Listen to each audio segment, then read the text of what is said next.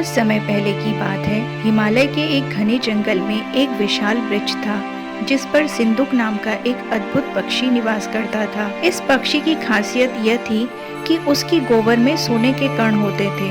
एक दिन जंगल में रघु नाम का शिकारी शिकार की तलाश में आया। उसे सिंदूक की इस विशेषता के बारे में कोई जानकारी नहीं थी। जब वह वृक्ष के पास से गुजर रहा था तो सिंदूक ने गलती से उसके सामने ही गोबर कर दी। रघु ने देखा कि उस गोबर में चमचमाते सोने के कण हैं। उसे समझते देर नहीं लगी कि यह पक्षी साधारण नहीं है। लालच में आकर उसने तुरंत जाल बिछाया और सिंदूक को पकड़ लिया। रघु पक्षी को घर ले आया लेकिन रात भर सो नहीं सका।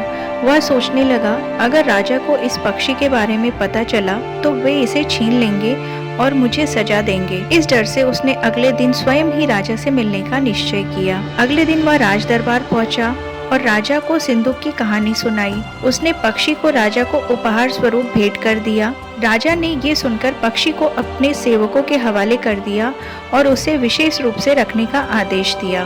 उस समय दरबार में राजा के मंत्री चतुरसेन भी उपस्थित थे।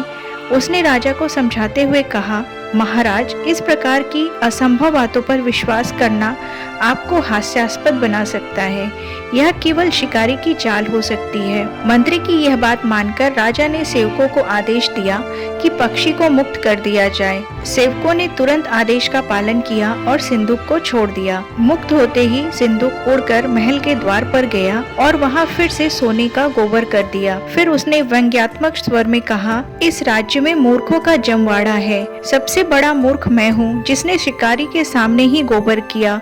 दूसरा मूर्ख शिकारी है जिसने लालच में आकर मुझे राजा को दे दिया और तीसरा मूर्ख राजा और मंत्री है जिन्होंने मेरी विशेषता को समझने से पहले ही मुझे छोड़ दिया।